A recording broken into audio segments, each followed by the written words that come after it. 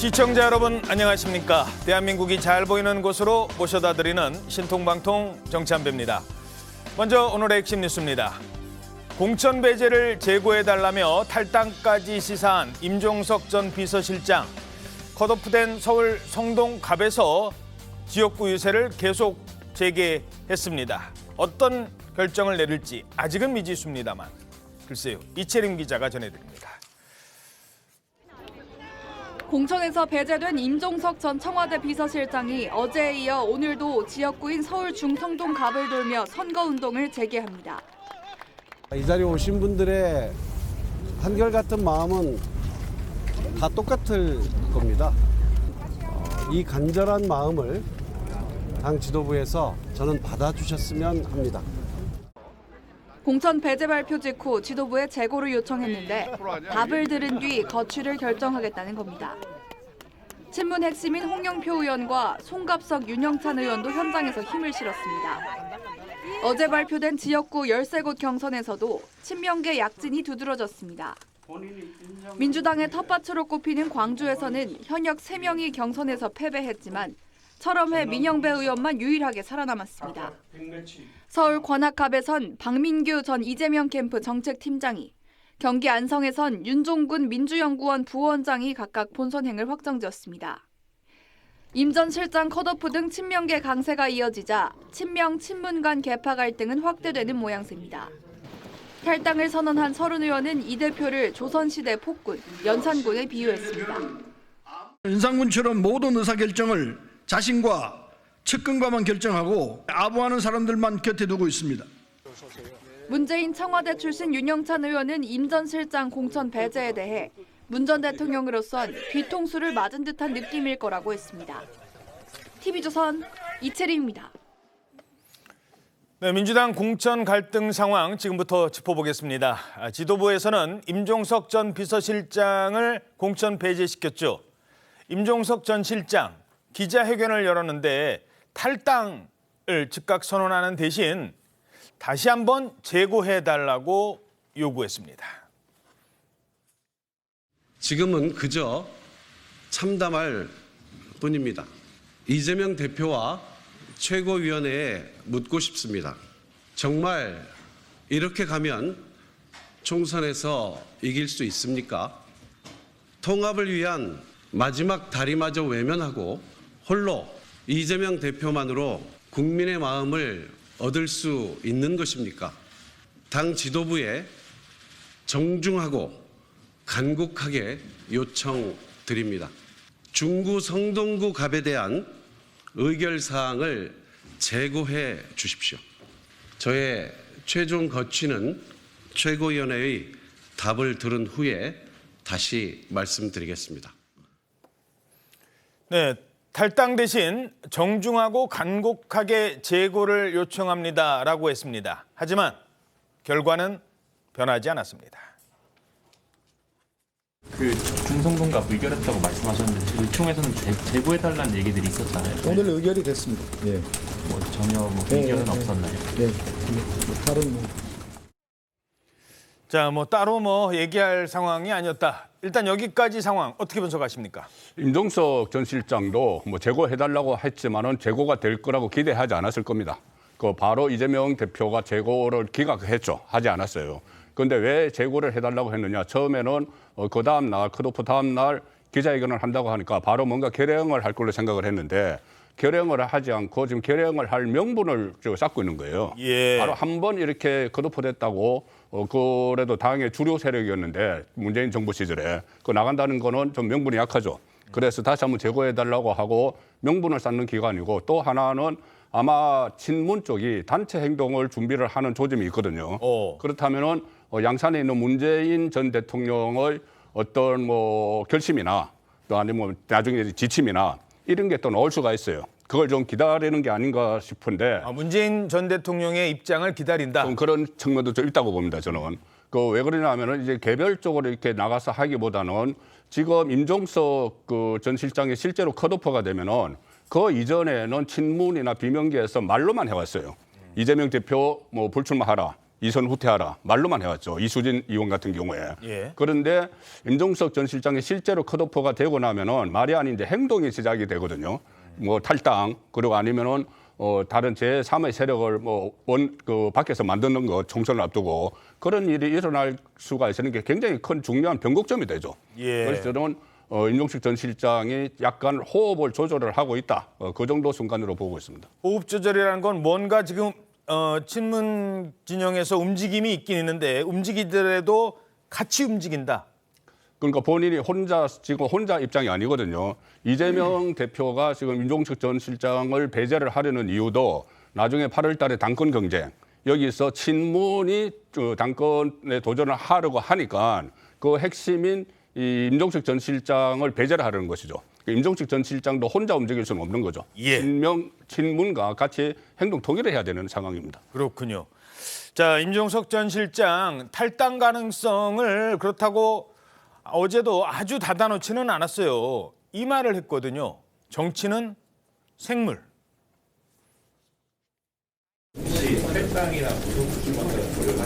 앞서 제가 정치는 생물이라고 말씀드린 점도 바로 그 질문에 대한 답이 될 것 같습니다.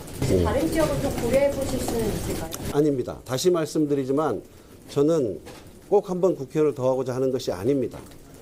반전의 계기를 만들고 감동이 있는 통합을 만들어 달라고 호소드리고 있는 것입니다. 그런 고민을 하고 있지 않습니다. 자, 정치는 생물이다. 어떻게 될지 모른다. 어떤 결정을, 어떤 선택을 할까요? 저는 사실 이 임종석 전 실장이 사실상 컷오프 됐을 때 저는 뭐 탈당의 가능성을 상당히 높게 봤는데요. 어제 기자회견을 보면서 저는 그 생각했어요. 아, 남겠다. 남을 수 있겠다는 생각이 들었습니다. 그러니까 지금 임종석 전 실장이 이야기하는 정치는 생물이라는 것 자체가 많은 사람들이 탈당 쪽에 이렇게 초점을 맞추고 있지만 오히려 그게 아닐 수도 있다는 점을 시사한 것이 아닐까 하는 생각이 든다는 것이죠. 예. 제가 이렇게 잔류 가능성을 높게 보는 이유는요. 일단은 이 탈당을 한다 하더라도 이 지금 본인이 지금 그 원하는 지역에서 당선되기가 쉽지 않다는 겁니다. 사실 지금 과거의 지금 새로운 제3지대의 그런 새로운 바람이 있어가지고 그런 식의 그런 조류에 편성하는 것이 아니기 때문에 사실은 오히려 본인이 지금 그 탈당해서 출마할 경우에는 국민의힘한테 상당히 그러니까 좀 어부질 민주당 내의 어부질이 때문에 국민의힘이 어부질을 하는 분열 때문에 어부질을 하는 그러한 가능성이 있기 때문에 본인은 그걸 선택할 가능성이 저는 적지 않을까 하는 생각이 들고요. 무엇보다도 본인이 생각한 부분은 총선 그 이후를 생각하고 있는 것이 아닐까. 총선 이후. 예, 지금 현재 이 이재명 대표의 그 여러 가지 공천과 관련된 당내 분란으로 보면 아마 총선 전망이 상당히 힘들다. 그렇다고 한다면 사실상 총선이 민주당의 패배로 끝나고 난 뒤에는 아마 이재명 대표가 당에서 살아남기 힘들 것이다. 이재명 책임론. 예, 이재명 책임론이 나오고 하면 만약에 그런 상황에서도 이재명 대표가 막 끝끝내 버틸 경우에 누군가가 대항마가 필요한 것이 아닐까. 그러니까 민주당의 내의 무너진 민주주의 가치, 공당의 그런 모습들을 재건하기 위해서도 우리 친문 세력들이 남아 있어야 되는 것이 아닐까라고 판단할 가능성이 높다는 것이죠. 예를 들면 어제 지금 그 왕십리 광장에서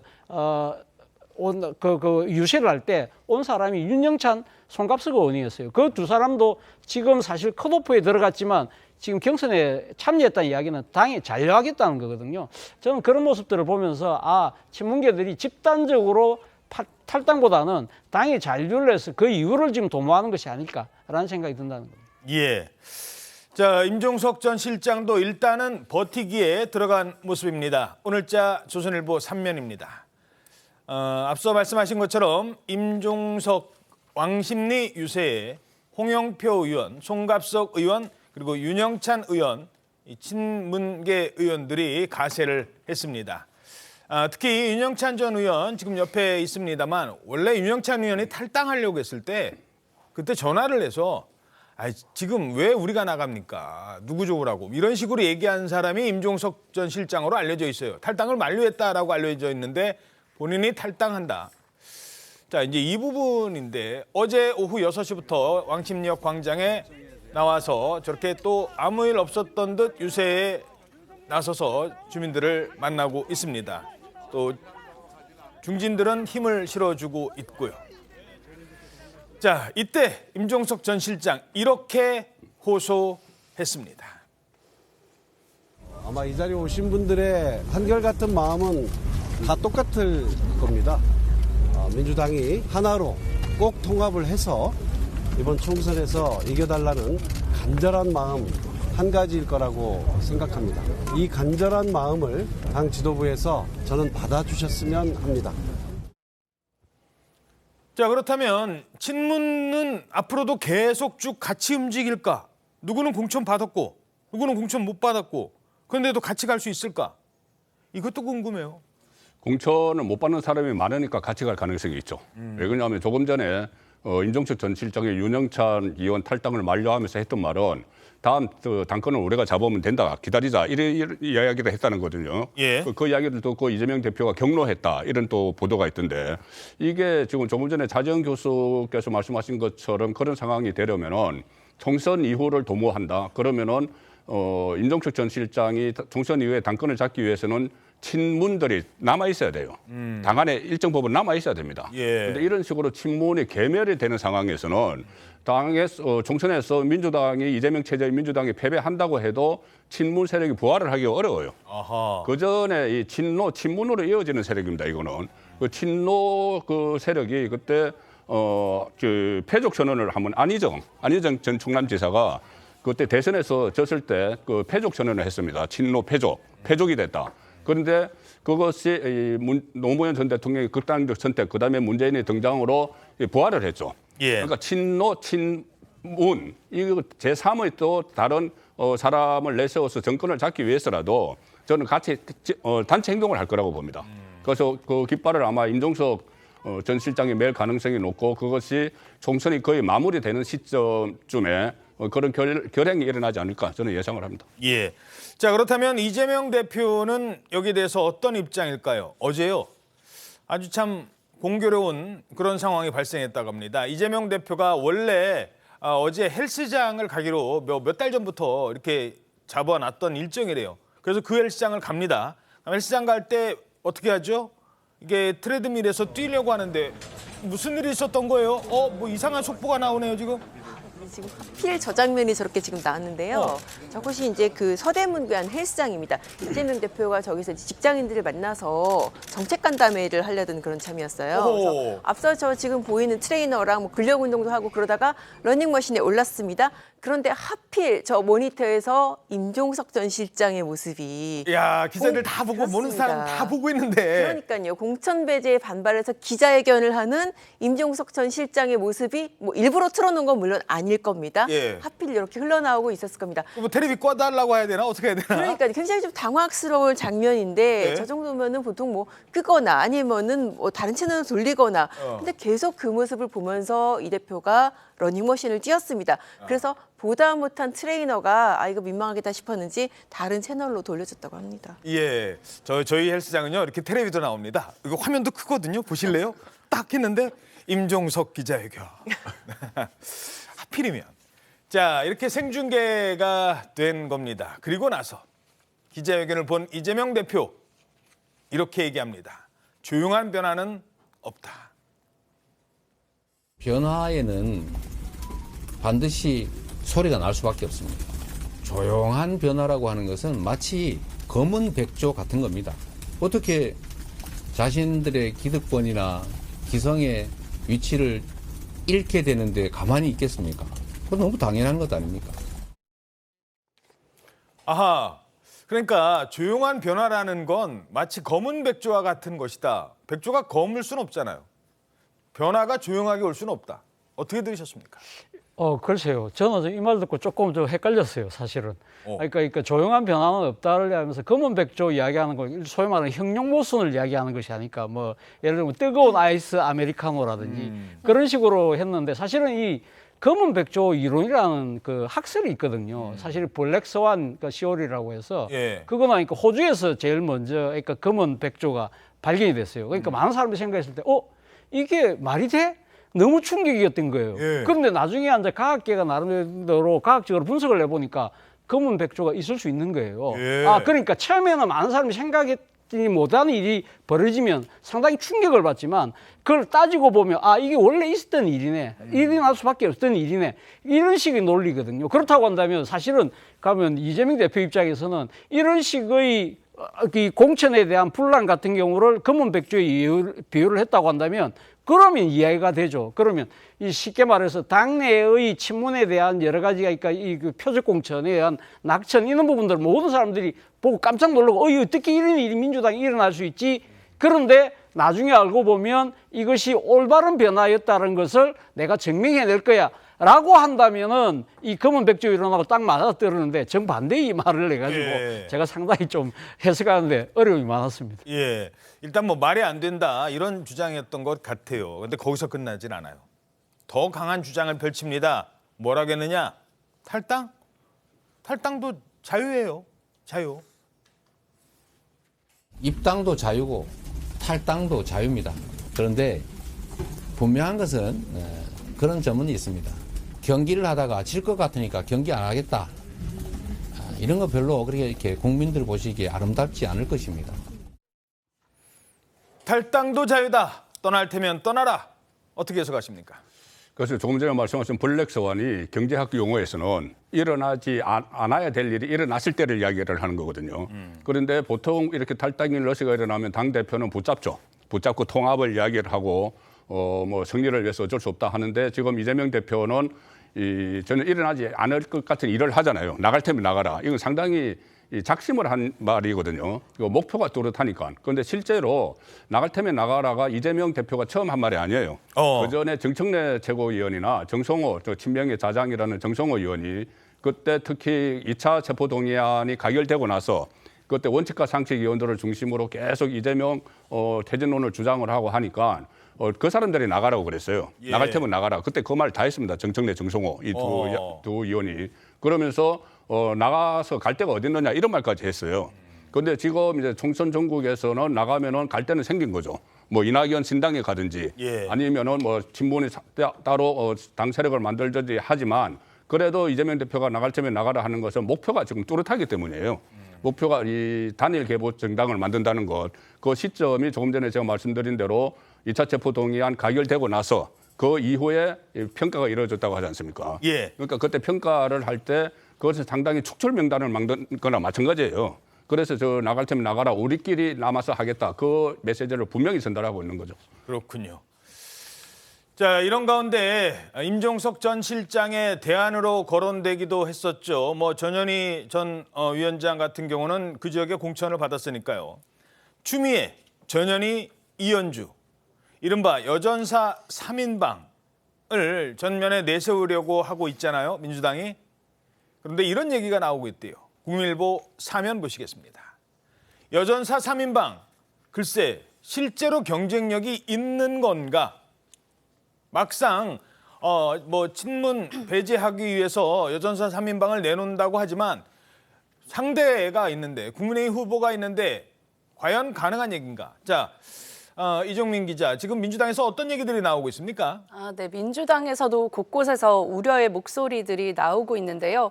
최재성 전 문재인 대통령 정무수석은 어제 KBS 라디오 인터뷰에서 죄송합니다. 추미애 전 법무부 장관은 민주당이 눈 감고도 당선되는 지역 말고는 격전지에만 넣어도 이기기가 어렵다면서 민주당 지지자 외에는 확장력이 없는 게 입증됐다 이렇게 말했습니다. 최 전 수석은 또 당에서 동작, 송파, 서울 중성동 갑에 넣어봤지만 안 되는데 무슨 여전사냐 이렇게 반문하기도 했는데요. 또 임종석 전 대통령 비서실장이 공천 배제된 서울 중성동 갑에 전현희 전 국민권익위원장을 전력 공천한 것에 대해서도 지금 우려의 목소리가 나오고 있습니다. 윤영찬 의원은 한 라디오 방송에서 임 전 실장이 이전부터 뛰고 있었는데 전 위원장을 내보내면은 이 해당 지역 민주당원들에게 상당한 반감을 불러일으킬 수밖에 없다 이렇게 말했습니다. 오히려 전현희 전 위원장이 굳이 논란이 되고 있는데 이게 오히려 더 위험할 수 있는 상황 아니냐. 쉽게 말해서 우리가 승리를 장담할 수 없다라고 했습니다. 여전사 3인방. 어떻게 평가하십니까? 일단 지금 여전사 3인방의 투입 지역으로 거론되는 지역 자체가 굉장히 간단한 곳들이 아니에요. 사실 동작을 같은 경우 추미애 전 장관 뭐 공천한다는 동작을 같은 경우도 그렇고 그 지금 전현희 전 위원장 그 거론되는 중성동갑 같은 경우에도 굉장히 유권자 구성이 많이 바뀌었거든요. 부동산 예. 개발이 활발하게 이루어지면서. 윤희숙 전 의원이고. 그렇습니다. 또 상대방도 만만치 않은 지역이고 또 사실 동작을 같은 경우에는 이수진 의원이 얼마나 강력하게 반발을 했습니까? 뭐 어떤 뭐 이재명 대표에 대해서 무기징역감이다. 환경을 봤더니 뭐 답이 없더라. 그런 얘기까지 하면서 현역 의원이 굉장히 강력하게 반발을 하고 또 중성동갑 같은 경우에도 지금 당장 임종석 전 실장의 그 탈당 여파가 이어지고 또 기존의 임종석 전 실장 같은 경우 이 지역에도 지지 기반이 있잖아요. 이런 당원들이라든지 이런 사람들의 반발을 극복할 수 있는 뭔가 참신한 뭐 그런 점이 있어야 되는데 이분들이 기존의 지지도 말고 중도층의 표심까지 끌어올 수 있는 그런 그 포인트가 없다. 이제 그런 점들을 지적한 거라고 볼 수 있겠죠. 예. 자, 이렇게 뭐 명문 정당 얘기를 했습니다만 오히려 명문 전쟁에 가까운 상황이 펼쳐지면서 시선은 자연스럽게 이분에게 향하고 있습니다. 임종석 전 실장의 컷오프 소식에 어쩌면 임 전 실장만큼이나 배신감을 느꼈을 사람입니다.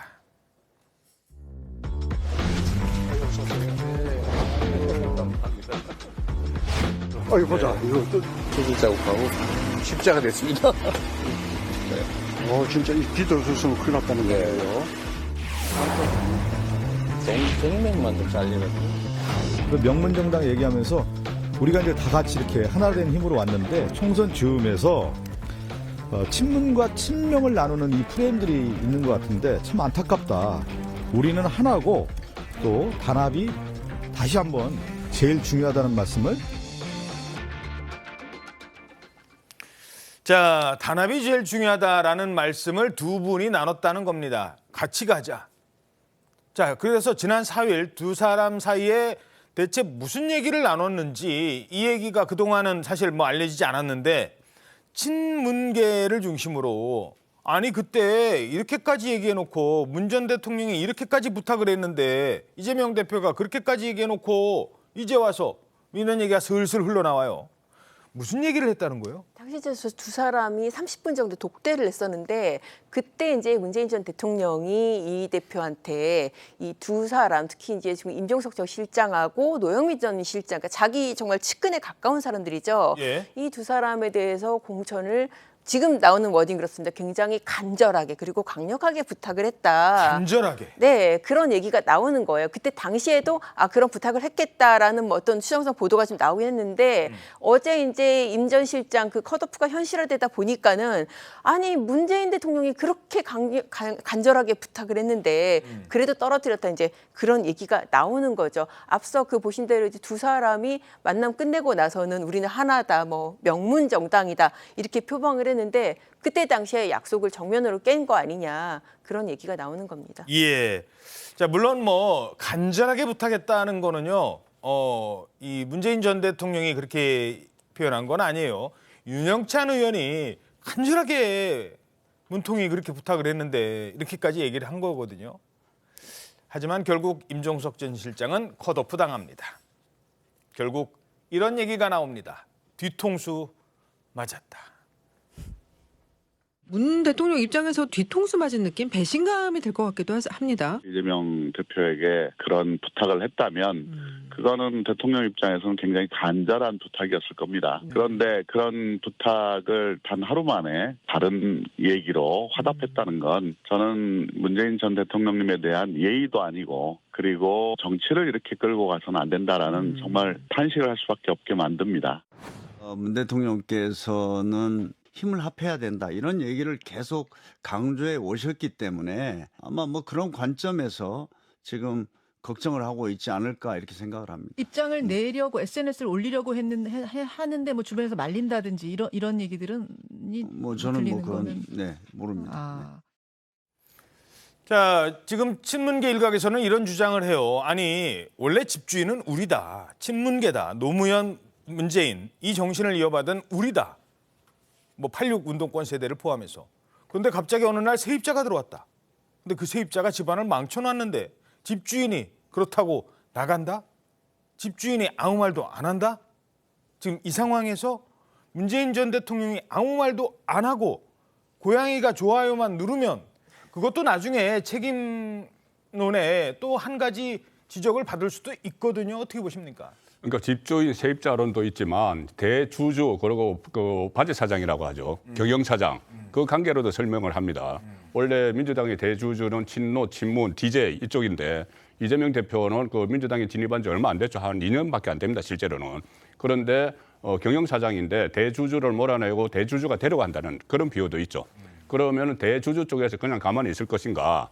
대주주가 이 반란이 어느 정도인지 지금 살피고 있을 겁니다. 예. 왜 그러냐면은 조금 전에 말씀하셨지만 김종석, 노영민 두 사람 또 한 사람 더 했다고 하는데 그 부탁을 특별히 했는데 지금 한 사람은 컷오프 되고 한 사람은 그 경찰에 붙였거든요. 청주 상당에서 노영민 전 실장 같은 경우에. 예. 그러니까는 그 부탁마저도 들어주지 않은 거예요.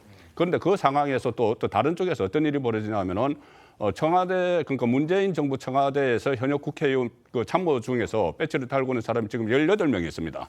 최강욱 의원까지 19명인데 최강욱 의원이 상실해서 18명 중에서 4명이 지금 단축 공천을 받았어요. 고민정 의원이나 예. 윤건영 의원, 뭐 김영배 의원, 진성준 의원 이렇게 4명이 단축 공천을 받았거든요. 그러면은 그 상황을 좀 더 이제 지켜보는 상황 아닌가? 지금 임계치를 왔다 갔다 하는 상황. 그 문재인 전 대통령 입장에서는 그래서 당분간 조금 더 그 공천이 마무리될 때까지 좀 지켜보는 그 상황으로 보고 있습니다. 마무리될 때까지 지켜본다. 그러면 너무 늦지 않느냐? 언제까지 침묵할 수 있을까? 이 부분은 어떻게 보세요? 그 대중가요 중에 사랑과 우정 사이라는 노래 있잖아요. 그 제목을 차용을 하면 아마 약속과 당부 사이가 아닐까. 그러니까 그런 제목을 제가 다뤘던 이유는 그만큼 지금 이 갈등을 하고 있을 거라는 생각이 든다는 겁니다. 이게 약속이라는 게 뭐냐? 퇴임하면서 뭐라고 이야기했습니까? 잊혀지고 싶다고 했잖아요. 예. 그렇기 때문에 이 정치적인 여러 가지 현안에 대해서 전직 대통령이 입장을 내는 부분에 대해서 이건 자신의 약속하고 지금 다를 수 있잖아요. 그렇기 때문에 이건 말을 할 수 없지라고 하면서도 또 하나 당부 사이거든요. 당부는 뭐라고 이야기했죠? 이재명 대표가 왔을 때 친문 친명, 친문, 프레임 이런 구분하지 말고 통합적으로 좀 해달라 당부를 했고, 그리고 지금 윤영찬 의원의 지금 전언에 의하면 지금 임종석, 노영민 두 전직 실장에 대한 각별한 부탁을 했다는 거 아니에요. 그런데 지금 앞서 말씀하신 것처럼 뒤통수를 맞은 꼴이 되기 때문에 야, 이걸 내가 참아야 돼? 이런 식으로 가면 내가 말을 해야 되나? 이것 때문에 지금 그러니까 약속과 당부 사이에서 갈등을 할 수밖에 없다는 건데, 예. 결론은 뭐냐? 저는 말을 하지 않을 것 같아요. 그러니까 본인이 지금 이 상황에서 더 말을 한마디 더 할 경우에는 더 큰 분란을 야기할 수밖에 없다. 아마 제 생각에는 임종석 전 실장이 당의 잔류를 하는 그런 국면으로 간다고 한다면 문 전 대통령 입장에서도 아마 그 선택을 지지하면서 나중에 총선 이후에 민주당을 재건하는 과정에서의 여러 가지 민주주의 원칙을 이야기하면서 힘을 보태는 그런 식의 정치적 수순을 밟지 않을까라는 생각이 듭니다. 예. 자, 그런가 하면 임종석 전 실장에 이어서 또 다른 비명계 의원도 곧 운명이 결정됩니다. 하지만 지금으로서는 상당히 회의적입니다. 원래 혁신이라고 하는 것이 그 언어의 의미가 가지는 것처럼 정말 가죽을 벗기는 그런 고통을 의미하기도 합니다. 아니 그 당대표께서 그러면 자기 가죽을 벗기지 않는 그런 문제를 지적한 거죠. 오늘 일만 보더라도 이게 명문정당이 아니라 멸문정당이 되고 있고, 이것은 총선 승리와는 멀어진 길을 가고 있다. 네, 비명계의 대표 주자이자 중진 의원 홍영표 의원. 하지만 사실상 컷오프 대상에 오른 것 아니냐는 평가가 나오고 있습니다. 아니 아직 결과가 안 나오는데 왜 컷오프 됐다고 그러지? 이 요즘에 많이 나온 단어가 있잖아요. 전략지역, 전략지역. 도대체 전략지역으로 내가 있는 지역구에 전략지역이 되면 왜 나는 떨어지는 게 되는 거지? 이거 좀 궁금하실 거예요, 의원들이. 왜 그런 반응을 보일지. 자, 일단 이정민 기자, 전략 지역이라는 게 어떤 얘기길래 컷오프 가능성이 나오는 거예요? 네, 다시 한번 제가 설명을 해드리겠습니다. 일단 더불어민주당 공천관리위원회가 어제 이 4선 홍영표 의원의 지역구인 인천 부평을을 전략 지역구를 지정해 줄 것을 요청을 했는데요. 전략 지역으로 지정 여부와 전략 지역이 되면 지정 여부와 공천 방식이 전략 공관위가 결정을 하게 됩니다. 이 경우에는 영입 인재 등을 전략 공천할 수도 있고 기존 인물인 현역 의원과 새로운 인물들끼리 전략 경선을 진행할 수도 있습니다. 이에 따라서 이제 해당 지역구에 나서려던 현역 의원은 사실상 컷오프 공천 배제된 거 아니냐 이런 평가도 나오는 건데요. 홍 의원은 부평을의 이 전략 지역 지정과 관련해서 한 라디오 방송에서 이제 홍영표를 완전히 밀어내려는 작전이다, 인정할 수 없다 이렇게 반발을 했습니다.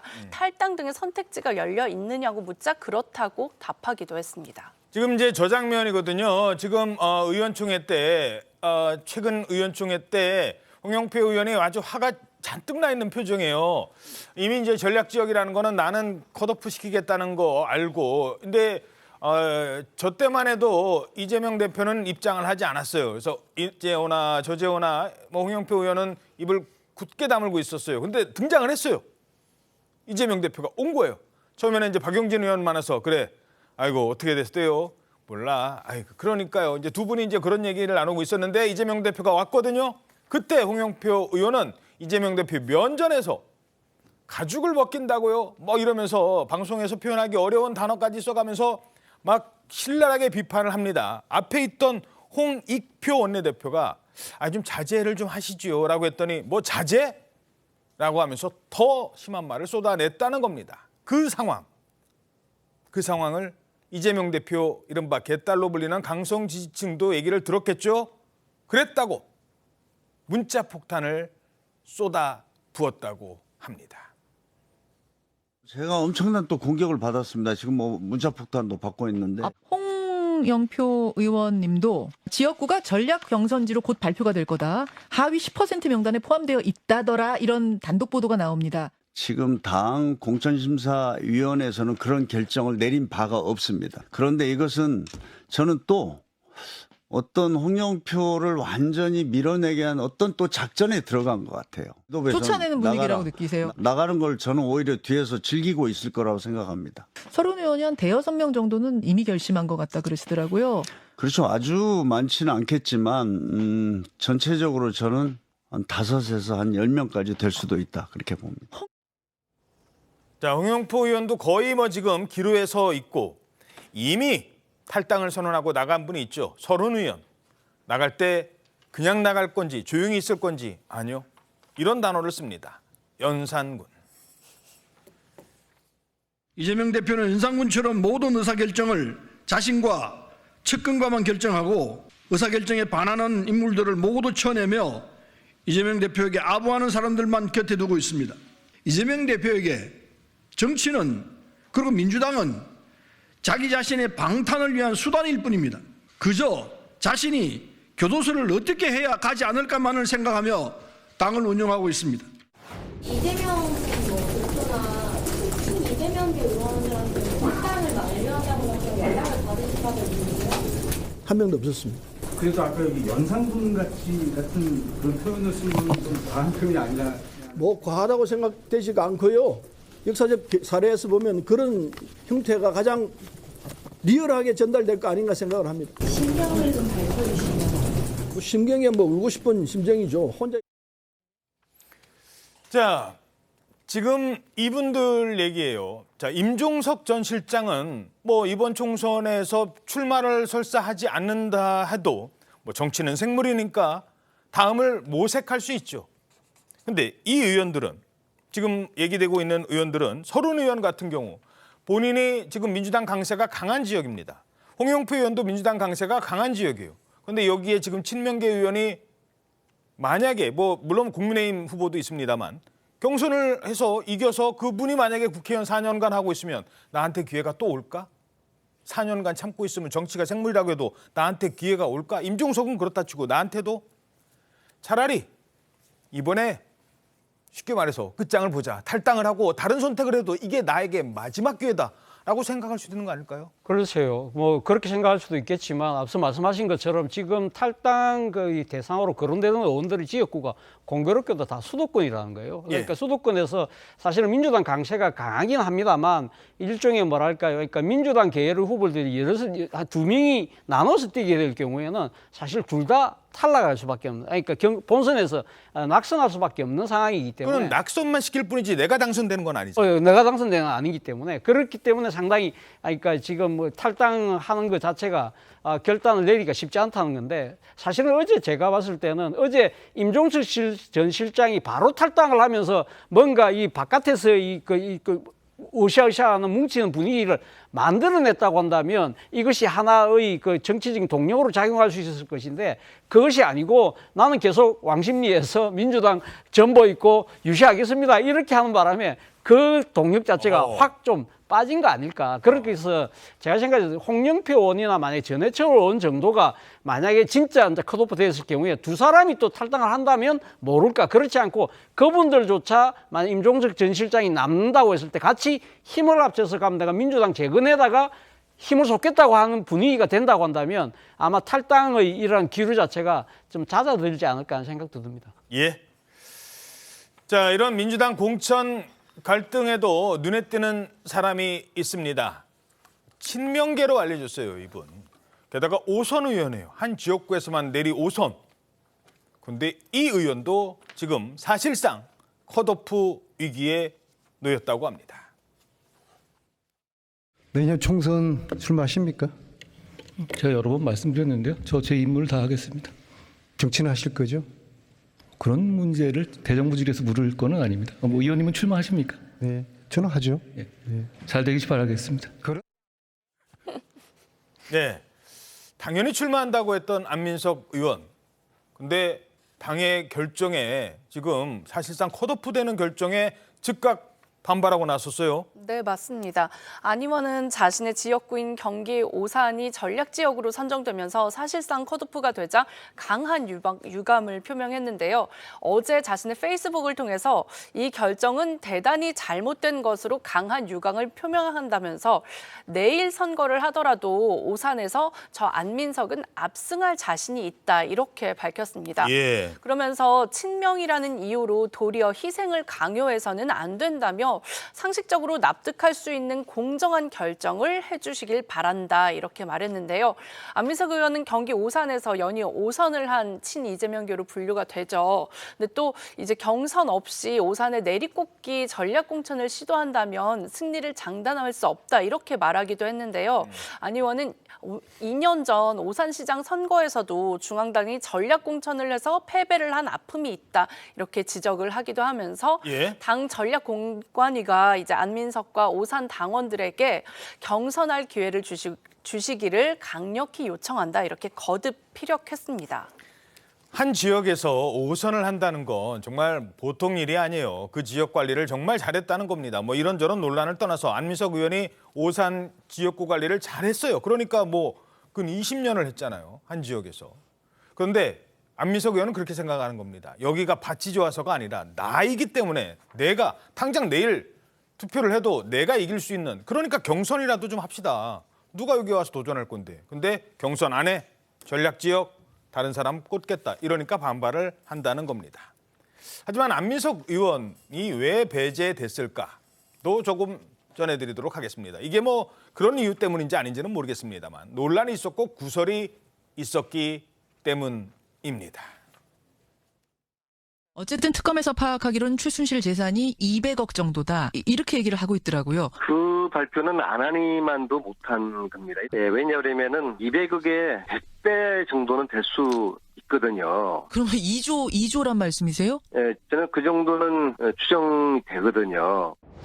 외롭게 싸워온 윤지호 씨를 오늘 이후로 우리 부모님들이 윤지호 씨의 이 진실을 향한 이 투쟁을 외롭지 않도록 저희들이 국회의원들이 나서서 잘 지켜드리도록.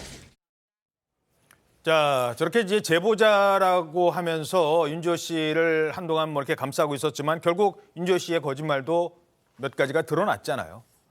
자, 이러면서 안민석 지금 위기를 맞고 있습니다. 어떻게 보십니까? 실제로 저런 위기를 본인이 자초한 측면이 있죠. 지금 말씀하신 대로 객관적 잣대로 만약에 평가를 한다면 국민의힘에서 평가를 해도 안민석 의원 같은 경우에 다시 공천을 주기 상당히 부담이 있을 거예요. 그래서 저번에 TV조선이 확보한 명단에서 31명 중에서 3명은 친명이라고 하지 않습니까? 아무리 친명이라도 이 객관적 잣대로 봐서 도저히 유권자의 선택을 받지 못하겠다고 싶으면은 그게 완전히 뭐 정성평가만 한 건 아니지 않습니까? 정량평가에 의해서도 도저히 안 된다는 사람은 거기에 들어간 것 같은데 안민석 의원도 그런 경우가 아닌가 싶고 그런데 이것은 이것과 별개로 만약에 이재명 대표의 의중이 들어갔다면은 또 다른 분석이 가능해요.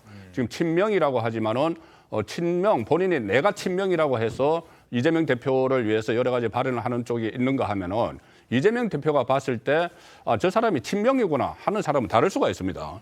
그 나를 위해서 이야기는 하지만 실제로 나에게 도움이 될 것인가. 그러니까 안민석 전 의원 같은 경우에 5선이고 만약에 다음에 그 당선이 된다면은 6선돼서 당의 그 친명계 안에서 거의 뭐 자장 역할을 할 수도 있는 상황이 되거든요. 국회의장도 노릴 수 국회의장도 노릴 수 있고 예. 그럼 부담이 될 수가 있어요. 이재명 대표 입장에서는 정치적으로 해석을 하면은 그래서 그런 측면에서 보면은 두 갈래 측면이 다 있다고 보는 거죠. 객관적 잣대로 해서도 도저히 내세울 수가 없다. 또 하나는 이재명 대표가 인정하는 친명이 아니다.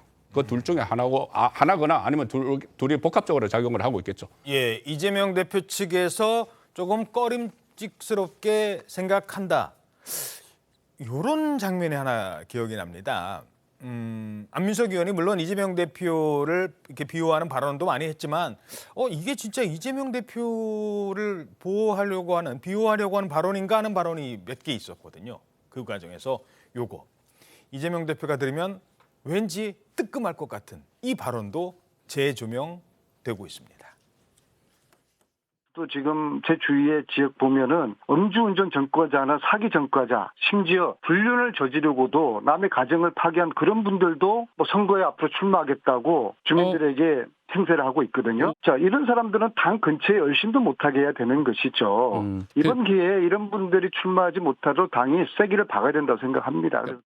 예, 음주운전 전과자는 얼씬도 못하게 해야 되죠. 당시에 저 발언도 꽤 화제가 됐었어요. 네, 그렇습니다. 이게 저기 이재명 대표를 겨냥한 게 아니냐 그런 얘기가 나왔고 상대당에서도 그걸 놓치지 않았습니다. 장해찬 당시 최고위원이 이거 음주, 사기, 불륜 다 이재명 대표를 콕 짚은 거 아니냐. 용기를 높이 산다. 그런 주장을 받기도 찬성한다라는 뭐 그런 이제 뭐 논평을 내놓기도 이제 주장입니다. 예. 여기에 대해서 이제 당시 안민석 의원이 이거는 그냥 원론적인 얘기고 전혀 뭐 당대표를 겨냥한다거나 이런 반응은 진짜 오버하는 것이다. 그러면서 동서고금 막론하고 도덕성이 중요하다고 했는데 근데 사실 저 발언을 한 그 계기가 뭐냐면은 작년 5월에 민주당의 돈봉투 사건이 불거졌을 때였거든요. 예. 그래서 뭐 민주당도 뭐 도덕성을 다시 되돌아봐야 된다 뭐 그러면서 했다 그러는데 사실 돈봉투 사건을 얘기하면서 굳이 뭐 어떤 그 뭐 음주운전 뭐 무슨 불륜 이런 것들을 거론을 하는 게 이게 저 장면 때문인가라는 뭐 이런 재평가되는 영상 중에 하나로 지금 거론이 되는 거죠. 그렇군요. 자, 게다가 이 사람도 있었어요. 지난 총선 과정, 이번 총선 뭐 앞부분에 지금은 어떨지 모르겠어요. 이 결정을 지금 끝까지 갈지는 안 할 것 같은데 제가 봤을 땐 이랬잖아요. 오직 안민석을 떨어뜨리기 위해서 이번 총선에 저도 나서겠습니다. 라고 말한 사람도 있었습니다. 조국이 뭐라고 했습니까? 조국이 자긴 절대 정치할 마음 없다 이러더니 귀신같이 나왔죠. 제가 이럴 줄 알았습니다. 저도 안민석 지역구 쫓아가고 싶죠. 오산. 제가 뭐 정책에 대해서 아는 것도 아니고 뭣도 아닌데 씨름하자고 나간다? 이건 좀 아니라고 생각해서 아닌데 저도 이런 식이면 안민석 떨어뜨리는 목표 하나로 오산에 출마를 해볼 수도 있을 것 같습니다. 저는 안민석한테 굉장히 욕을 하거든요. 그리고 안민석 300조 때문에 세무조사 시달려. 저는 안민석 때문에 제 인생 얘기만 해도 여기서 예. 이제 뭐 정유라 씨 주장은 그래요. 우리가 뭐 300조 뭐 숨겨놓은 거 없는데 왜 그때 300조 얘기해가지고 우리 정말 힘들었다. 그러면서 한번 도전해보겠다까지 했는데 이건 좀 불발이 될 수도 있을 것 같아요. 글쎄요. 그러니까 불발이 되면 정유라 씨는 어떤 마음일까요? 아마 많은 사람 생각에 닭 쫓던 개 신세냐? 뭐 나름대로 허탈할 수 있겠다 이런 생각을 할 것 같지만 저는 그렇게 그런 속담이 있습니다. 그런 속담이 있잖아요. 그런데 저는 그렇게 생각하지 않을 것 같아요. 오히려 아마 이 정유라 씨 같은 경우는 삼국지에 나오는 하나의 고사를 떠올리지 않을까 하는 생각이 드는데 사공명 주생종달이라는 말 아시죠? 그러니까 죽은 공명이 살아있는 종달을 쫓아냈다는 이야기거든요. 예. 사실 그런 측면에서 본다고 한다면 정유라 씨가 내가 안민석 의원을 낙천시키는데 큰 일조를 했구나 하는 생각을 할 것 같은데 정작 안민석 의원은 나는 중달이 아니고 나는 내가 마속이 된 것 같아 라고 생각할 것 같아요. 그러니까 여기도 똑같이 앉아 제갈공명이 노는데 나도 마속이다. 내가 마속이 된 것 같아. 읍참을 한 거다. 읍참 마속에서 그 마속이인데 왜 내가 마속이 돼야 되지? 마속이 돼야 될 사람은 정작 찐명인 정성호, 조정식 의원 정도가 돼야 되는 거 아닐까? 상당히 억울해할 것 같습니다. 아하, 잠깐만요. 그 말씀은 지금 조정식 사무총장 얘기가 계속 나오고 있는데 조정식까지는 안 가고 읍참마속에서 그러니까 이제 주류의 친명주류의 헌신과 희생을 보여주면서 자 우리도 내가 아낀 사람도 쳤거든요라고 보여주는 장면으로 안민석 의원을 이거 내세운 거 아니냐고 안민석 의원은 생각할지 모르지만 안민석까지만. 근데 왜 내가 마속이 돼야 돼? 마속은 정성호나 조정식이 돼야지라고 항변할 것 같다는 거죠. 예. 자, 어찌됐든 지금 민주당은 공천 문제로 당이 시끄럽습니다. 이때는 말 한마디라도 조심해야죠. 왜 공천 탈락된 사람도 있고 그런데 뭐 이게 뭐 잘된 공천이니 뭐 근데 공관위원이 전략공천관리위원이라는 사람이 유튜브 방송에 출연을 해요. 그러면서 뭐 그런 얘기까지 하나? 이미 다 정해진 거 아니야? 공정성 논란을 빚기도 했습니다. 어떤 발언이었습니까? 지금 문제가 된 사람이 그 민주당의 박영훈 그 전략공관위원입니다. 예. 이 사람이 그 친명 성향의 유튜브 채널에 지난 26일에 그 출연을 했는데요. 이 유튜브 채널이 굉장히 그 야권 지지자들이 많이 주목하고 영향력이 크다고 알려진 그런 채널입니다. 여기에서 그 패널들이 임종석 왜 이렇게 오래 끄냐, 임종석 안 된다 그런 얘기를 했습니다. 빨리 결단을 박 의원이 내려라 뭐 그런 식으로 하니까. 이 지금 박 의원이 내가 지금 전략공관위 회의에 방금 다녀왔는데 임종석 실장이 당에 무리한 요구를 하더라. 그런 얘기를 막 해요? 그러니까요. 그러면서 그래서 이게 전국 선거 판세가 흔들릴 그런 우려가 있다라고 하면서 임 전 실장 곧 결론 날 겁니다라고 하니까 이제 사회자가 그러면 그날이 민주당이 새 출발하는 날이겠네요. 그러니까는 또 박 의원이 또 네, 새 출발하시죠. 그러고 나서 바로 다음 날 그러니까 어제 지금 이제 그 임 전 실장 컷오프 결과가 나온 겁니다. 그러니까 이거는 지금 유튜브에서 어떻게 보면은 굉장히 편향적이기도 하고 또 공관위에서 기밀하게 논의됐던 그런 사항을 굉장히 공관위원이잖아요. 그렇죠. 누설한 것이기도 하고 이게 문제가 되니까는 자신의 발언에 책임을 지고 이제 사퇴를 한 상태입니다. 예, 뭐 사퇴를 하기는 했답니다. 하지만 이때 방송을 봤더니 그냥 뭐 저 정도 수준을 한 게 아니라 임종석 전 실장이 들으면 상당히 기분 나빠했을 조롱성 발언까지 있었습니다.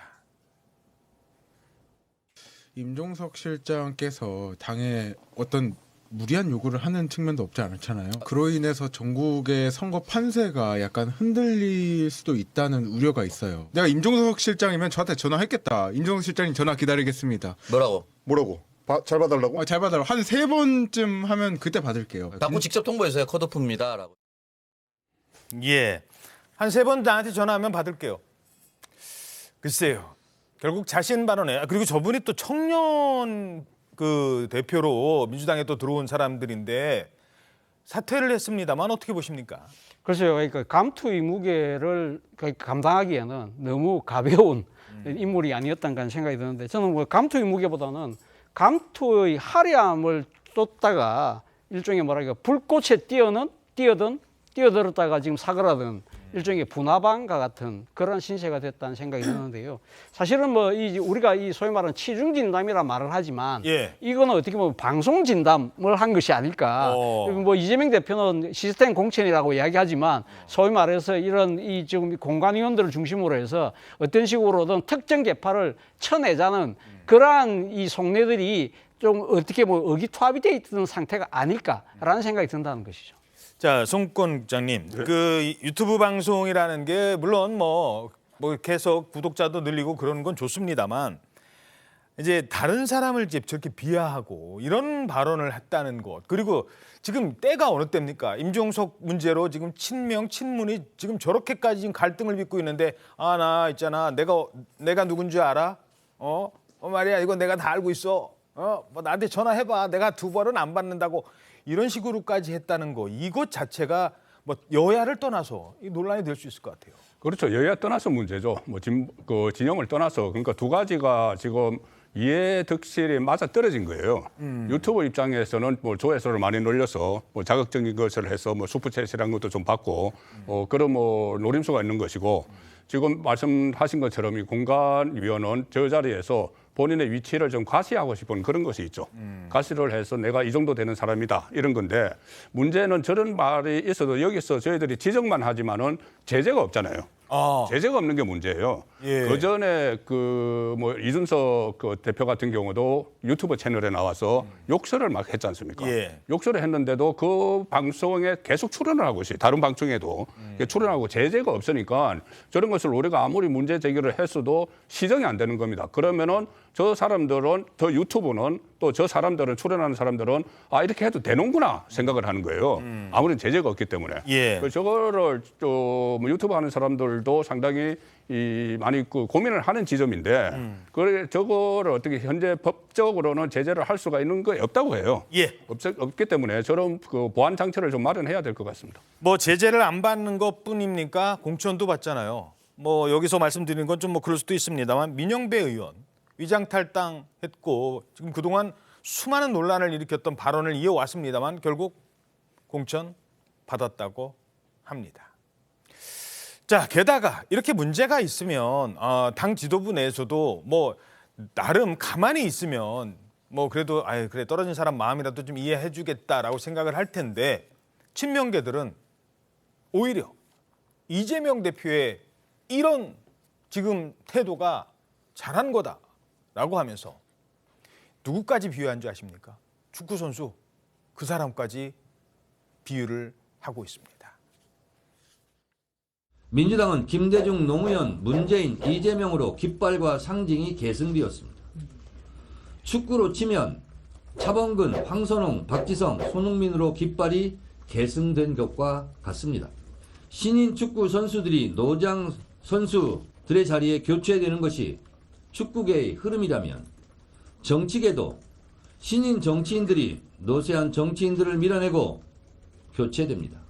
이것이 시대의 흐름이고 시대 정신입니다. 이재명은 민주당의 시대 정신이고 상징입니다. 이재명 깃발로 총단결하여 시대적 소명인 윤석열 정권을 심판하고 총선에서 승리합시다. 이재명은 시대 정신이고 상징이다. 바로 손흥민이다. 어떻게 들으셨습니까? 글쎄요. 저는 뭐 사실 제가 축구를 좋아하는 광팬 중에 한 사람으로서 이런 비유를 들으면서 상당히 좀 실소를 넘어서 약간은 좀 상당히 좀 분노하게 되는 그런 상황이더라고요. 사실 국가대표팀이잖아요. 국가대표팀이 앉아 이 캡틴들을 쭉 이야기한 부분들인데 사실 이런 그 정치적 논란이 있는 것과 비유를 하는 것 자체가 사실 어떻게 보면 국가대표의 이 여러 가지 그러니까 위상이나 이런 부분들을 조금 나에게 손상을 시킬 수 있다는 생각도 들고요. 또 한편으로는 생각하면 지금 세대 교체를 말씀을 하셨지만 사실 지금 민주당의 세대 교체가 뭐가 문제냐면 감독이 선수들이 기량에 의해서 선수를 뽑는 것이 아니라 감독이 선수들과의 친소관계에 의해서 선수를 뽑는 듯한 모습으로 비치기 때문에 더 문제라는 것이고 또 하나는 지금 그 정청래 의원이 이야기했던 민주당의 일종의 정신적 계보를 이야기하면서 김대중 대통령, 노무현 대통령, 문재인 대통령, 그다음에 이재명 대표를 이야기했잖아요. 저는 이것도 좀 말이 안 된다고 생각하는 것이 소위 말해서 지금 아까 이 정청래 의원이 이야기했던 분들, 축구 선수들은 국가대표 캡틴들, 주장들이거든요. 자, 민주당에서 이야기했을 때 김대중, 노무현, 문재인 전 대통령이 민주당의 표상일 수 있는 이유는 당대표나 이런 것도 했지만 무엇보다 중요한 부분은 민주당 출신의 대통령을 했다는 거예요. 자, 그렇다고 한다면 지금 이재명 대표는 대통령을 못했지만 대통령 대선까지 나갔다가 지금 당대표로 하고 있는 거잖아요. 예. 만약에 그런 케이스라고 한다면 또 한 분, 섭섭한 분이 한 분 빠졌죠. 정동영 후보. 정동영 대표도 당대표도 하고 대선 후보 했지만 결국은 대통령이 못 됐잖아요. 소위 말해서 그러니까 이런 반열에 올리기까지는 아직 남아야 될 정치적 시험대가 남아있는 상황인데 이걸 이렇게 자신의 자의적인 잣대로 이렇게 올려놓는 것도 문제고 앞서도 제가 이야기했지만 국가대표와 비교하는 부분들은 상당히 저는 정치적 오바라는 생각이 든다는 겁니다. 아까 그 그래픽 다시 좀 볼 수 있을까요? 축구에 비교를 해서 그런데 뭐 정치 얘기입니다만 저는 축구 얘기만 잠깐 하죠. 한국 축구가 과거에 월드컵만 나가면 1승도 못하던 시절이 있었습니다. 그때 왜 문제가 여러 가운데 하나는 한국 축구에 계보라는 게 있어요. 고대 출신들, 뭐 연대 출신들, 인천대, 영남대. 그래서 특히 이제 특정 학교 출신들을 국가대표에 많이 뽑았었어요. 어떻게 됐습니까? 국가대표만 되면 됩니까? 대표만 되면 돼요? 경기 나가서 지는데 그걸 바꾼 게 2002년 히딩크였습니다. 박지성이라는 선수가 그래서 나온 거예요. 자, 어떻게 보십니까? 그러니까 외국인 감독이 우리 국가대표팀 감독을 맡기 시작한 게 지금 말씀하신 것처럼 학교 파벌 문제로 시작이 됐죠. 그런데 지금 뭐 이재명 대표와 손흥민 선수의 가장 다른 점은 이 손흥민 선수는 지금이 내 시대다 이렇게 이야기 안 해요. 지금 이 손흥민의 시대인데. 그래서 겸손하죠. 그렇죠. 그걸 이강인 선수가 런던까지 찾아가서 사과를 했을 때 받아들이고 사진도 찍었지 않습니까? 이재명 대표 같으면은 그렇게까지 자기에게 치받은 사람이 와서 사과하면 받아들이겠어요? 나가라 하겠죠. 전 잘 모르겠습니다. 나갈 테면 나가라 하겠죠. 네. 절대 안 받아들이겠죠. 그래서 이게 이 자기 시대면은 자기 시대라도 그 비주류를 인정을 해야 돼. 정치권에서는 과거에 DJ 또 노무현 문재인 전부 다 문재인 대통령 시절에는 별로 패권주의, 친문 패권주의에서 상당히 인정을 잘 안 했어요. 근데 DJ 때도 뭐 이기택 대표와 공동 대표도 하기도 했었고, 그리고 노무현 때도 비노 해서 뭐 이종걸 의원 같은 경우에 비노로 상당히 세게 부딪히고 했어요. 그래도 다 포용을 했거든요. 근데 문재인 정부 때 친문 패권주의 이것이 논란이 됐는데 지금 이재명 대표가 그것을 그대로 이어받고 있는 상황이죠. 예, 알겠습니다. 자, 이번에는 국민의힘 상황입니다. 자, 국민의힘 경선 2차 경선 결과 어제 발표가 됐는데요. 야, 눈에 띄는 지역이 있었습니다.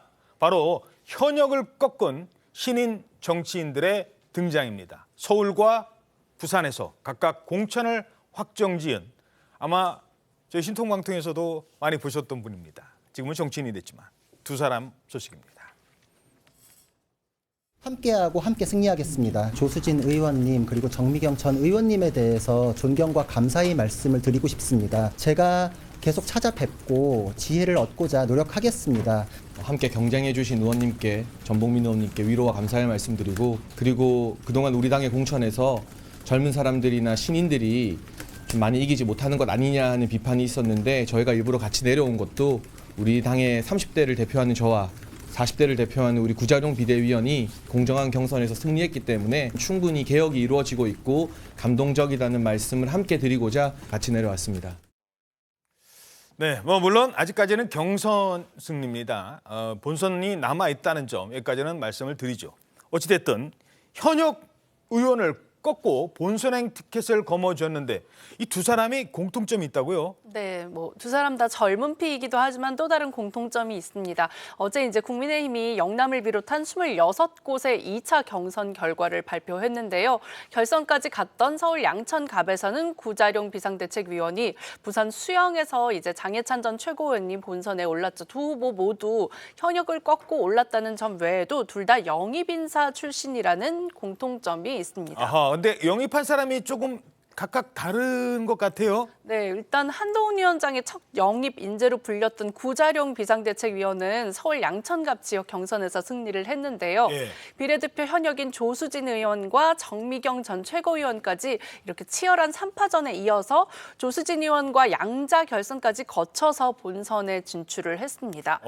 또 다른 영입 인재 말씀을 하셨는데 윤석열 대통령이 대선 때 영입한 게 장해찬 전 청년 최고위원 최고위원인데요. 예. 장 최고위원은 부산 수영에서 현역 전봉민 의원을 꺾었습니다. 장해찬 전 최고위원은 발표 직후에 기자들과 만난 자리에서 이제 당의 30대를 대표하는 자신과 40대를 대표하는 구자룡 비대위원이 경선에 승리했으니 국민의힘 공천 개혁이 이루어지고 있고 감동적이다 이렇게 소감을 밝혔습니다. 사실 국민의힘은 그동안 좀 조용해도 너무 조용한 거 아니야. 아니 현역들도 뭐 지금 뭐 현역 불패라는 지적까지 나왔으니까요. 그런데 뭐 바뀌는 게 없으니까.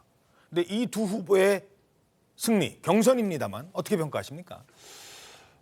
이게 감동이 없다는 말까지 나오고 있죠. 감동이 없다는 말까지 나오는데 그러면은 이렇게 뭐 소란이 있어야지 감동이 있는 것인지 저는 그 부분에 대해서는 동의를 잘 안 합니다. 감동이 예. 없다는 부분은 오히려 매끄럽게 잘 되고 있다고 저는 평가를 하는데 이 두 사람이 이번에 물론 본선을 거쳐야 되지만은 이 예선을 통과한 것은 지금 오늘도 아침 신문에 보면은 국민의힘 후보로 확정된 사람들을 놓고 늙은 정당, 꼰대 정당이라는 평가까지 써요. 신문에서 꼰대 정당이라는 표현까지 쓰는데 그러면 이 사람들은 30대, 40대니까는 어느 정도 상징적으로 희석을 시켰다.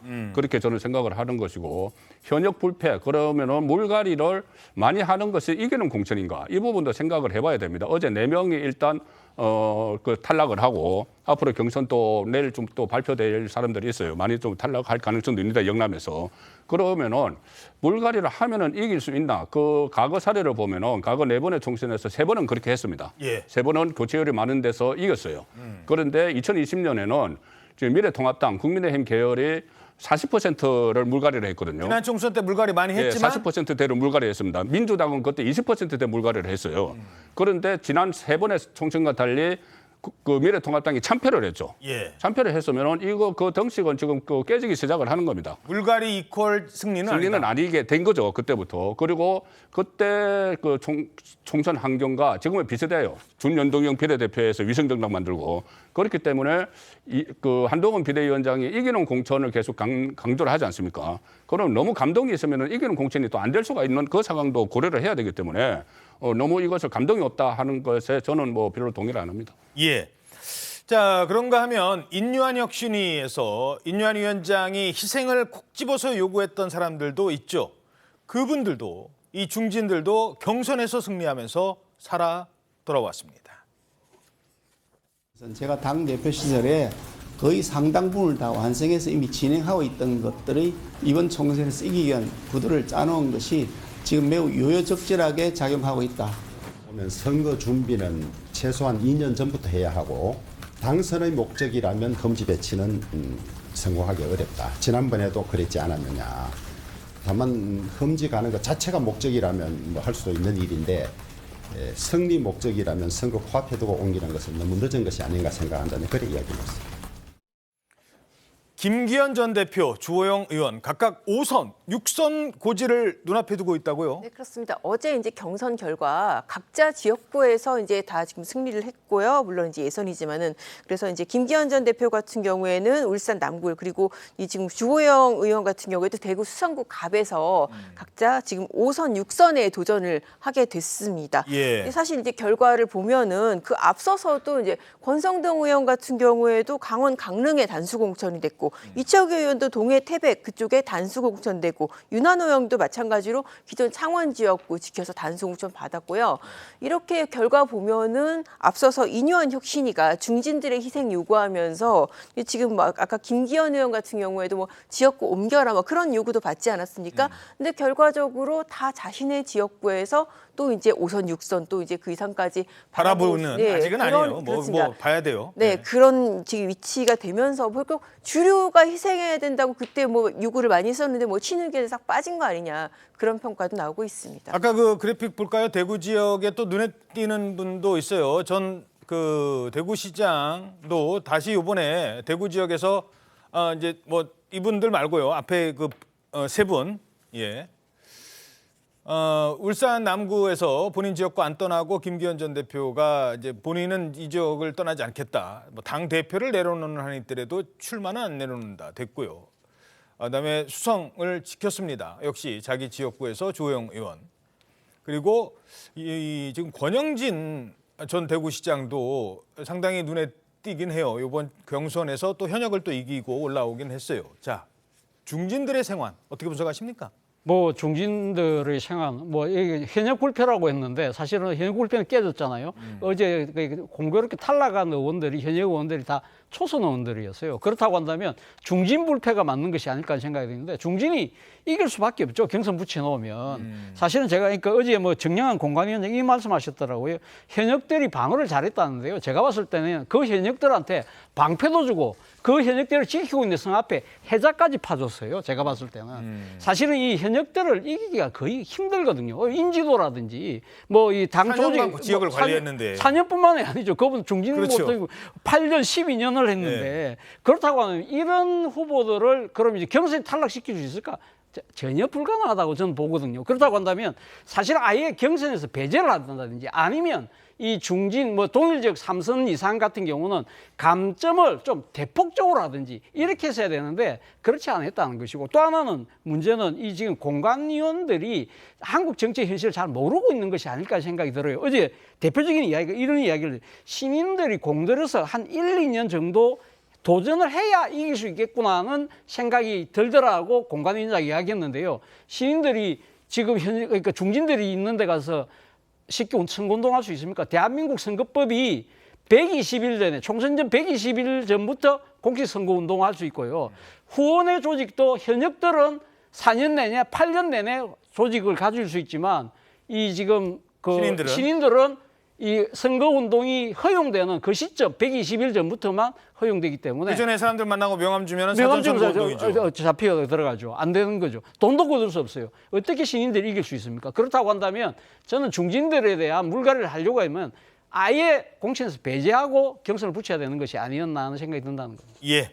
자, 마지막으로 한 사람만 더 짚어보겠습니다.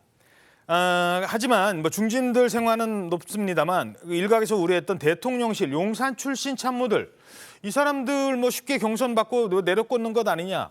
그렇지는 않았어요. 경선 대부분 갔고요. 뭐 물론 뭐 단수 공천 받은 사람도 있습니다만 경선에서 고배를 마시는 경우가 많다고 합니다. 뭐 인지도에서 떨어지니까. 그런데 살아 돌아온 이 후보도 있습니다. 저는 한동훈 비대위원장이 이야기를 했던 이기는 공천 그 원칙을 100% 지지합니다. 따라서 어디 출신이냐가 아니라 경쟁력으로 후보의 공천이 이루어져야 된다고 생각합니다. 네. 자, 김은혜 전 수석입니다. 본선에 가면서 경기 분당을 본인이 뭐 다른 곳 가라고 했습니다만 분당을 끝까지 고집을 했고 결국 경선에서도 이겼어요. 대진표가 확정이 됐네요. 네, 그렇습니다. 이제 그 김은혜 전 수석이 경기 분당을에 이제 국민의힘 후보로 확정이 되면서 상대당 같은 경우에는 이제 김병욱 의원입니다. 이번에 재선이고요. 친명계 의원입니다. 예. 그래서 양자간 그 대진표가 일단 확정이 됐습니다. 예. 자, 이정민 기자. 네. 이런 가운데 지금 국민의힘에서 전국 순회 뭐 이렇게 일정이 있었대요. 뭐 한동훈 위원장. 근데 야, 이게 지금 아무리 뭐 그래도 너무 샴페인 일찍 터뜨리면 안 돼. 뭐 이러면서 일정이 또 취소가 됐어요. 네, 맞습니다. 사실 이번 주 토요일 3월 2일에 광주 전남을 시작으로 해서 지역별로 개최할 예정이었던 총선 필승 결의대회가 일정이 있었는데 취소가 됐습니다. 이유를 좀 요약해보자면 전국을 다 다니는 것보다는 좀 선택과 집중을 또 당원들보다는 일반 시민들을 더 많이 만나기 위한 선택으로 보이는데요. 예. 원래 한동훈 비대위원장과 국민의힘 당 지도부가 호남과 제주, 부산, 또 충청, 강원, 수도권 이렇게 지역들을 찾아서 결의대회를 할 예정이었는데 이제 공천이 마무리 국면인 만큼 좀 전국을 다니면서 분위기를 띄워보자 이런 취지였던 것 같아요. 그런데 이런 전국 순회 방식 대신에 전략 지역이나 수도권 격전지 등을 좀 선별해서 방문하는 일정을 검토 중인 걸로 전해졌습니다. 일단 급한 데부터 가야 된다 지금. 그렇죠. 그리고 한 위원장이 작년 연말 취임 후에 이 시도당 신년 인사회에 참석해서 전국 순회를 이미 한 차례 마쳤잖아요. 그렇기 때문에 이제 제한된 시간을 좀 더 효율적으로 전략적으로 쓸 필요가 있다 이렇게 판단한 걸로 보입니다. 국민의힘은 언론 공지를 통해서 당원만을 중심으로 한 필승 결의대회가 아니라 시민들을 많이 뵐 수 있는 일정으로 검토 중이라고 밝혔습니다. 네, 한정된 시간에 좀 이제 국민들이 직접 다가가자 이런 한 위원장의 의견이 따른 것이라고 설명했습니다. 예, 낮은 자세로 가겠다. 일단 우리가 지금 당장 급한데 지금 상대 후보와 격전이 예상되는 대로 가지 전국을 돌면서 마치 지금 뭐 다 이긴 것처럼 그런 분위기는 만들지 말자. 조심하자. 150석 누가 그런 얘기를 해요. 일단 조심하세요. 160석 누가 그런 얘기를 해요.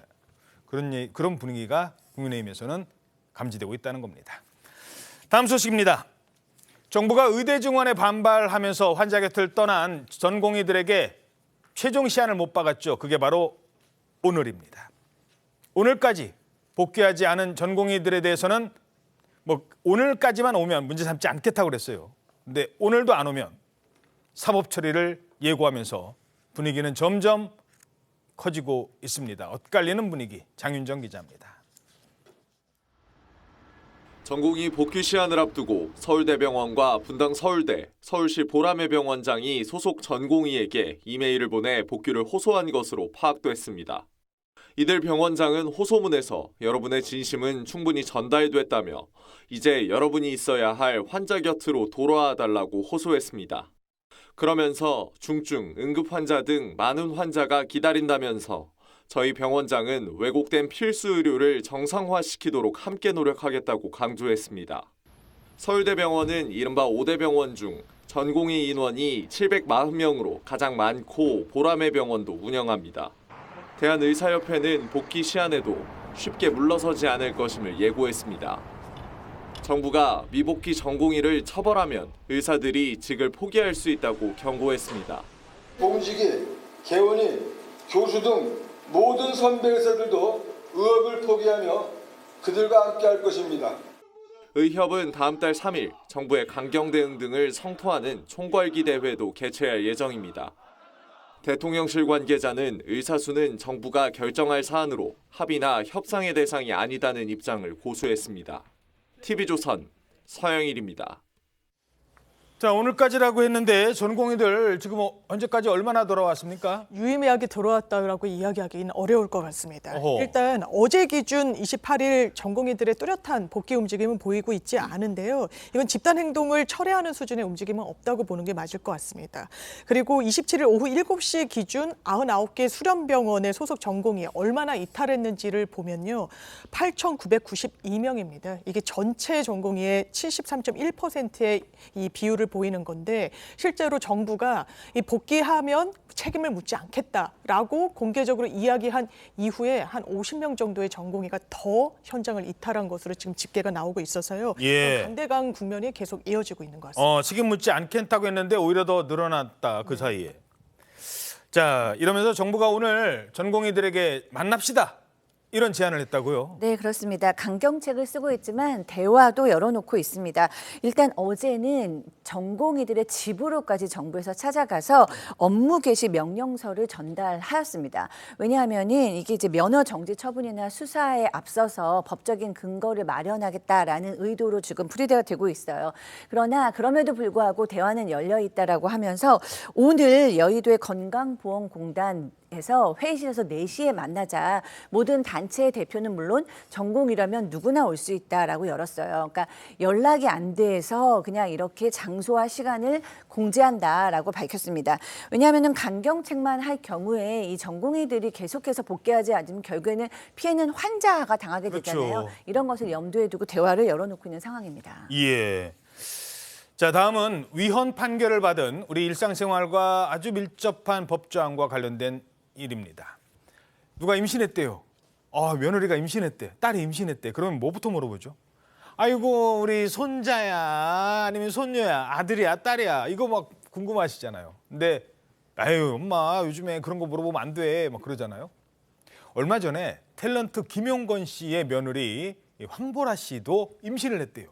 그러니까 할아버지가 될 그 김용건 씨가 얼마나 기분이 좋았겠습니까? 곧 태어날 손주한테 뭐 선물을 사주려고, 베네저고리도 사주고 뭐 옷이라도 사주려고 이렇게 백화점이나 이런 데 갔대요. 근데 어떤 남자의 옷을 사야 될까요? 여자의 옷을 살까요? 파란색을 사야 될지 분홍색 옷을 사야 될지 모르잖아요. 아들인지 딸인지 모르니까. 그래서 결국 이렇게 했다고 합니다. 아직 모르지, 성별은? 성별은 아직은, 예. 아직 몰라? 예. 알지? 아는데 얘기 안 하는 거지? 아니 20주면은 5개월 아니냐? 아니 근데 병원에서 안 가르쳐줘요. 그럼 저건 뭐예요? 우측에 저거는?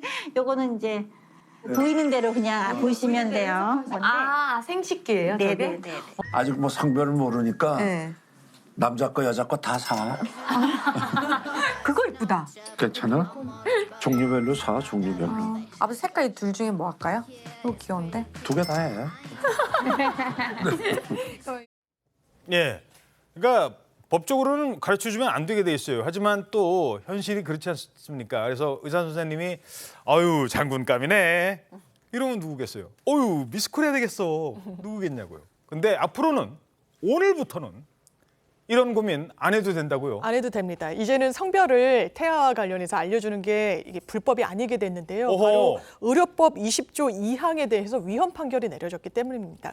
위헌 판결이 내려지면 바로 그 법은 실효가 되는 것인데 지금까지 이 해당 의료법 내용은 의료인이 임신 32주 이내에 그 태아의 어머니나 가족 그 밖에 사람들에게 아이의 성별을 알려주게 되면요 형사처벌을 해왔습니다. 예. 2년 이하의 징역이나 2천만 원 이하의 벌금형에 처할 수 있도록 했기 때문에 이 부분 때문에 뭐 아들인지 딸인지를 알려주는 게 불법이었는데 헌법재판소는 이 조항과 관련해서 부모로서 누려야 하는 기본적인 첨부 권리를 훼손했다라는 취지로 위헌 판결을 내렸습니다. 아 부모는 내 자식이 아들인지 딸인지 정도는 기본 정보는 알고 있어야 된다. 그래서 위헌이다. 그렇습니다. 근데 옛날에는 어땠어요? 옛날에는 아이고 죄송합니다. 그때는 그랬단 얘기예요. 아이고 또 딸이야. 그래서 오죽하면은 귀남이라는 애까지.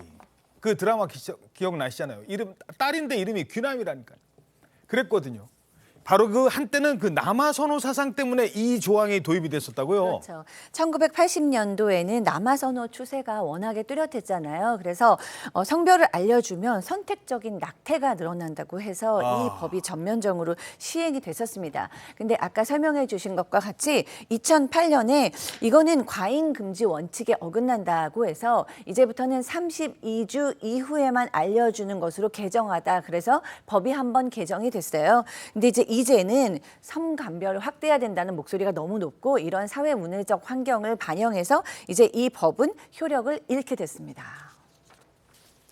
알겠습니다. 자 마지막 소식. 영화 속 스파이더맨 같은 상황이요. 실제로 경기도엔 고층 아파트에서 와 어떻게 이런 일이 생기죠?